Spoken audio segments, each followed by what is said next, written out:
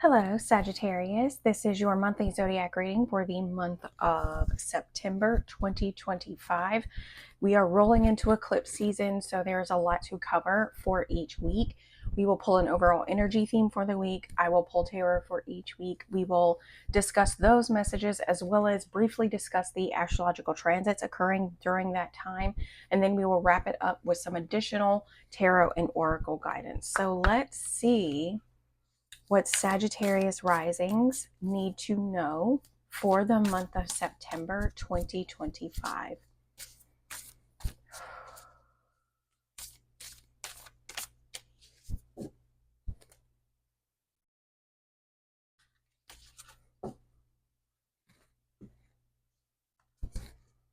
Step out of your comfort zone. North Node. That's beautiful because we have eclipse coming up here in the second week of September, where we will have a full moon coinciding with the North Node, which is currently sitting in Pisces. And this is going to be hitting your fourth house, your house of home, your house of family, ancestral roots, your physical home. That flipped over. So we'll sit that one right there. But let's see. Okay, the devil in reverse. Very nice. We like to see that, the devil in reverse.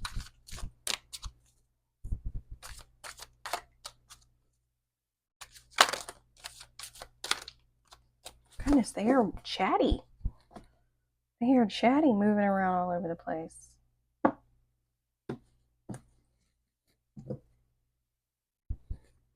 So here in the first week, we have the Eight of Pentacles in reverse. This can represent a need to focus on self-mastery.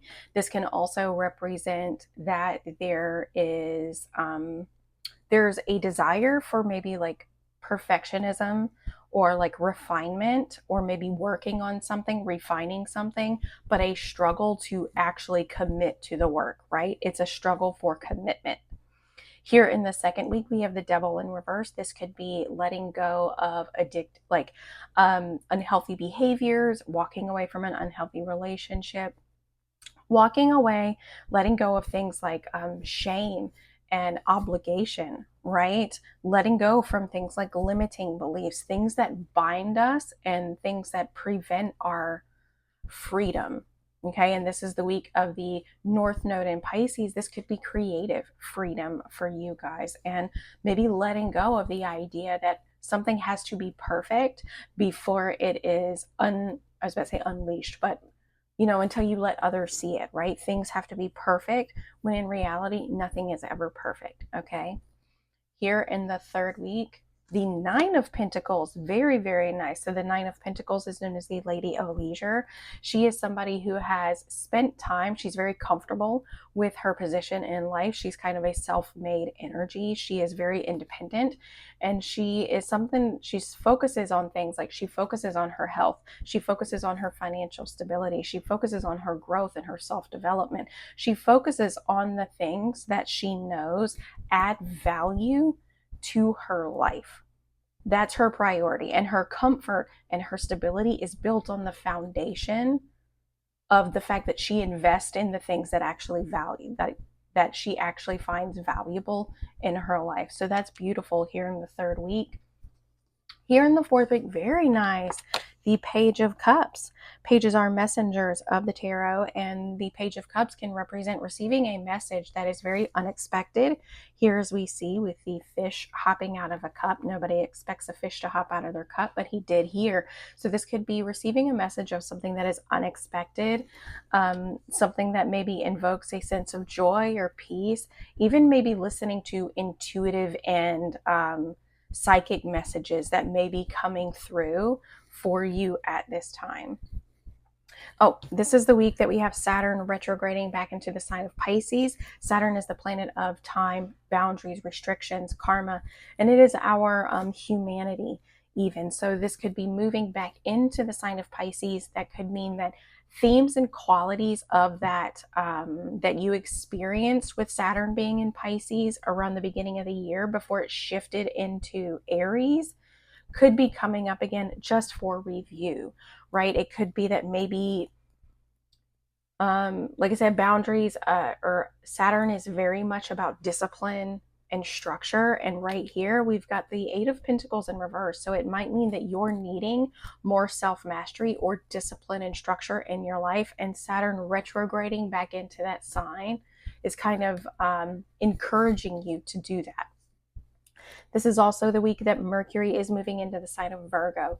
Mercury is thoughts, ideas, communication, and is moving into your 10th house of Virgo. So this is your house of career, your house of public image, reputation, and even legacy, right? It's long-term achievement.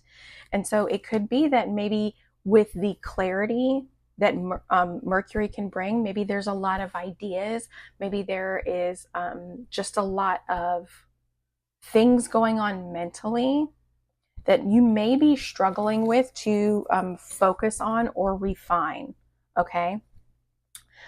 We also have Uranus going retrograde within the sign of Gemini. Uranus is an outer planet, so we will see this retrograde have its themes and the effects of this retrograde we will see play out on probably more of a world stage than an individual stage.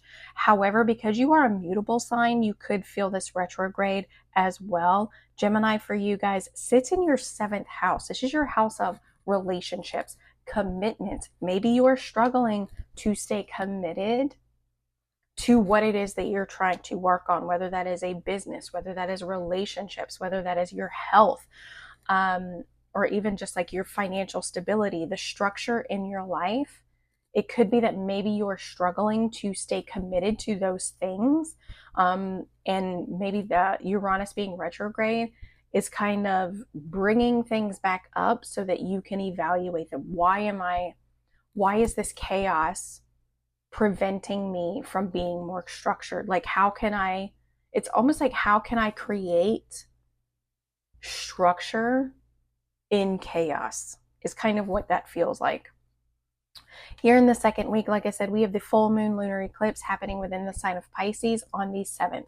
Full moons are a buildup of energy, and eclipses amplify that energy and can make it feel much more chaotic. So it could be that your physical home, how you feel emotionally within yourself, maybe there's a lot that is coming up for you. But full moons are a manifestation. They're like the peak of a mountain right before you set down, going back down the mountain towards the other side after the moon's energy has peaked. And it can feel like a moment of release. It's like a buildup and then it lets go. Okay. And here we see the devil in reverse. So letting go of things that maybe have once held you back. Things like maybe, like I said, perfectionism, overthinking, right? We also have a Sun Mercury cazimi happening within the sign of Virgo on the 13th. Anytime there's a cazimi, it means that the sun and another planet are sitting right on top of one another. And what happens is that the sun's energy amplifies the qualities of that planet. So this is Mercury. So this is amplifying thoughts that you're having. This is amplifying ideas, amplifying your communication, and even amplifying your ability to communicate those thoughts and ideas, right? It governs messages as well. So you could be just like having this almost like an aha moment that allows you to free yourself from something that you may have been feeling like has been restricting you. Here in the third week, this is when we will experience Mercury, again, the planet of thoughts, ideas, communication, moving into the sign of Libra. Libra for you guys sits in your 11th house. This is your house of social circles. This is your house of groups and group activities. This is your house of community, humanitarianism, and even your house of future aspirations and hopes and dreams. So Mercury moving into this sign, you could feel maybe just a desire to be more communicative with people around you, like friends and social circles, social networks. You could be a lot more eager to really focus on those things and maybe express ideas and just communicate with people around you. We also have Venus moving into the sign of Virgo. Funny thing is that this card is actually associated with Venus and Virgo. Now, even though Venus is not at home here in Virgo, she's actually what we call in detriment, meaning that she just doesn't feel very comfortable here. But what this card does do is that it allows us to compartmentalize and focus on the things that we value. So that's the beauty of Venus being in Virgo, focusing on the simple things. What actually brings value to my life, and making those things the priority. Here in the last week, we have the new moon solar eclipse in Virgo happening on the 21st. Now, this is going to be happening at the 29th degree. This is the second new moon in the sign of Virgo. That's a very rare thing where we experience a double new moon in the same sign. The first new moon happened at the 0 degree, which represents beginnings. New moons represent beginnings. Now, this new moon is also going to occur during a solar eclipse, so the energy can feel very chaotic and a little unpredictable, but it still represents a new beginning, and this is happening at the 29th degree. This is about endings. Okay, so whatever started at the new moon in Virgo around the, what was it? It was August 13th or 14th, I think. Whatever started then, you have now seen and has felt it play out. And it will now kind of come to a sense of completion, allowing for a new beginning to start within the sign of Virgo. So again, this is your career. This is your public image. This is your reputation and your legacy, right? So you could be expecting that new moon to, like, you could receive a message that is very unexpected. Typically a message that feels a little bit more positive because the page is direct. But you could receive a message that you just were not expecting, and it could throw you for a loop a little bit. We also have the planet Mars moving into the sign of Scorpio on the 22nd. Mars is the planet of action, aggression, power, and control, and is moving into the sign of Scorpio, which is your 12th house. This is dreams, imagination, your subconscious. This is also things like your mental health and isolation. Okay, so just be mindful that the subconscious, that Mars is very comfortable in Scorpio. Traditionally, it's one of his home signs. But here it amplifies Scorpio's tendency for intensity. It amplifies Scorpio's tendency for power, control, and dominance. Okay, so just be mindful that your subconscious tendencies are not taking control and are not trying to take root. Okay, you can use this time to really focus on things like self-reflection, focus on maybe burning some energy to help with your mental health, and also maybe focus more on things like visualization and meditation and using your imagination, right? Really trying to get rid of some of that excess energy to help maintain an even keel. We will also experience, this is when we will also shift into Libra season.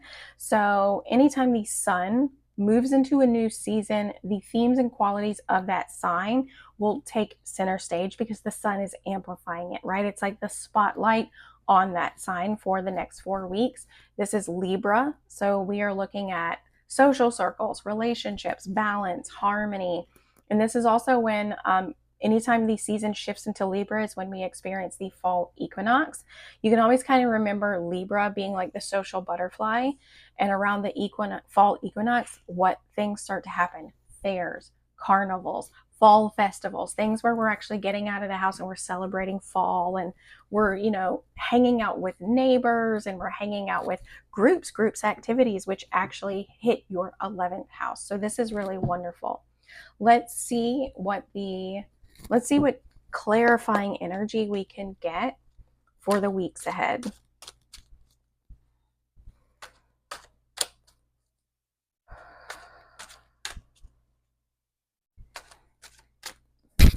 Making sure that my microphone was still on.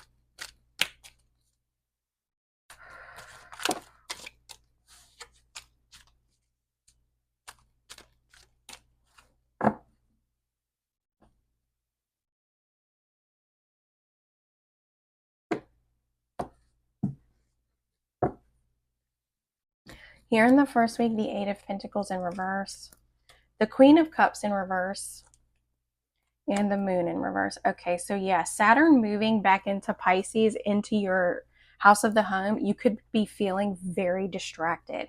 You could be feeling very emotionally overwhelmed with the Queen of Cups in reverse. The Queen of Cups, she's very emotionally intuitive. She's able to hold space for others and their emotions without them taking over her. However, when she's in reverse, these emotions, not only hers, but the emotions of others, are overwhelming her. They are overwhelming her. It's preventing her from listening to her intuition. It's preventing her from holding space. And what's happening during this time is that we have the moon in reverse. Now, the moon is also Pisces energy. So Saturn in Pisces is the main player here in this first week. There's a need to listen to your intuition and maybe allow yourself to go more with the flow, right? It's almost like letting go of overthinking and letting go of these feelings of perfection.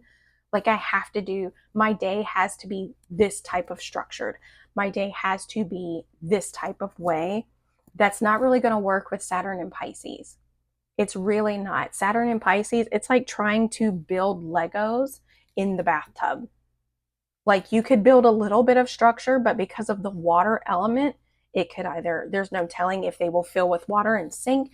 It will be very rocky and very flowy. Like, it's very difficult to build solid structure in a very watery environment. The environment itself could be very unpredictable, and there may be a need to go with the flow more so than anything else. There also needs to be, you also need to probably very much listen to your dreams, listen to your intuition. Okay, you could also have a lot of fears and a lot of worry coming up. So just be mindful of that here in this first week, but recognize that your emotions could potentially be taking over you, and it could make it really difficult to focus on the things that you need to be doing on a day-to-day basis. And it almost feels like it could make your energy very lethargic, like very, very sleepy. And we still have a lot of retrograde energy. There are probably like 4 or 5 planets that are also retrograde at the same time, right? So this is making things very, very challenging, and we're moving into eclipse season. So give yourself a little bit of grace during this time and just try to get, if you're inclined to rest, then rest. And it could be that maybe you need to focus on things more in your physical home and your internal home, your emotional sense of self, how you feel at home within yourself may need to be more of a focus than things like business, career, relationships, and even like health and nutrition. Okay, it doesn't mean you need to go out and eat an entire bag of Doritos every single day. That's not what I'm saying. But it doesn't, it's almost like you don't need to kind of chastise yourself if you're not sticking to a strict routine. Okay. Here in the second week, this is the week that we have the full moon lunar eclipse, the 9 of Pentacles again. Maybe whatever's happening here, you're able to kind of release yourself of that and get back to a more steady structure and a feeling of independence here in this second week. And yeah, focusing on the things, like focusing on what it is that you want to prioritize. Do you need to prioritize work? Do you need to prioritize your self-development? Do you need to prioritize your physical health? Do you need to prioritize the close relationships within your life? Again, this is the physical home. This could be spouses, family, children, right? Do you need to focus on what do you need? What needs to be your priority at this time? Right? What needs to be the priority? But here, the full moon lunar eclipse in Pisces is almost going to be like this release, and it's going to allow you to kind of break free from the mental constraints of what it is that you've been feeling, and you're going to able to maybe regroup and focus on the things that allow you to feel independent, allow you to feel very structured, feel that sense of security and comfort, because you're going to be balancing a lot, but you're going to be doing it very well. Okay? You're going to be doing it in a way that it feels very confident for you, and it's going to allow this energy to flow very nicely for the second week. Here in the third week, again, the 9 of Pentacles, the 3 of Swords, and the Six of Wands. Interesting.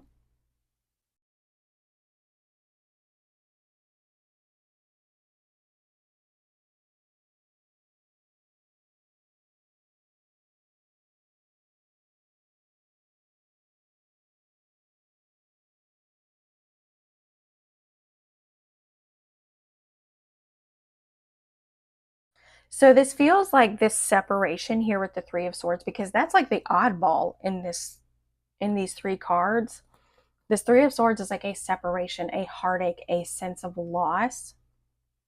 And it could mean that if you're experiencing a sense of loss, if you're experiencing some sort of separation, focusing on those things that help you feel stability and comfort, like a workout routine or nutrition, or focusing on how to, focusing on your financial stability, your self growth, like your personal development, focusing on those things are actually what's going to help you through this sense of separation and help you through this sense of loss and allow you to actually create, allow you to have these feelings of success. And then here in this last week, we have the Page of Cups, Death in reverse, and the Knight of Cups in reverse.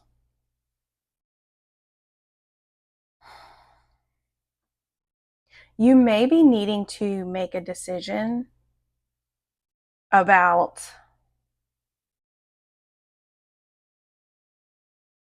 either a relationship,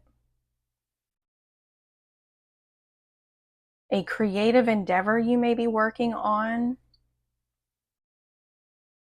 Because with Three of Swords here, but then you've also got the Page of Cups moving into this week, these two feel like they could be much more challenging, right? It could mean almost like within the realm of like, I'm trying to figure out how to word this.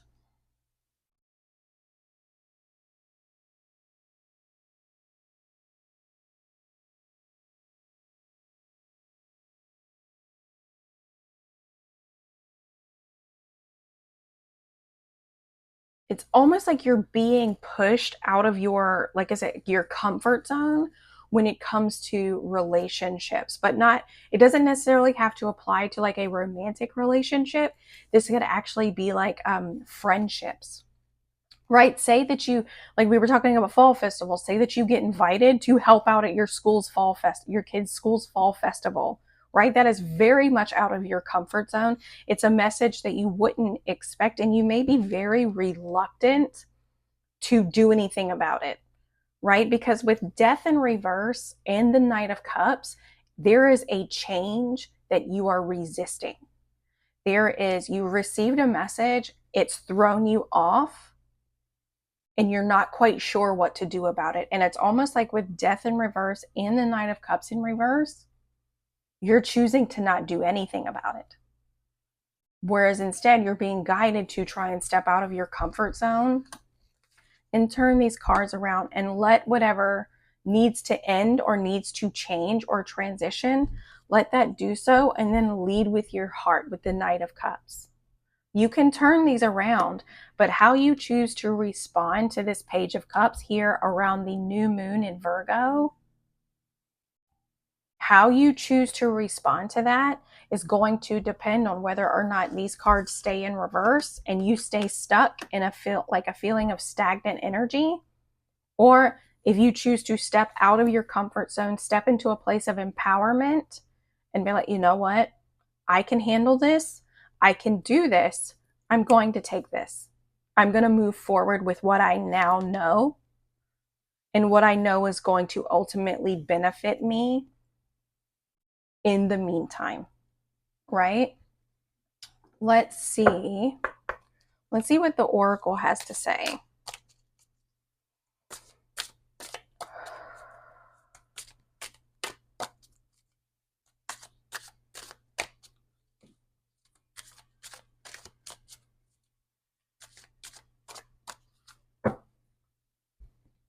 I was about to do it just like I do my tarot cards, but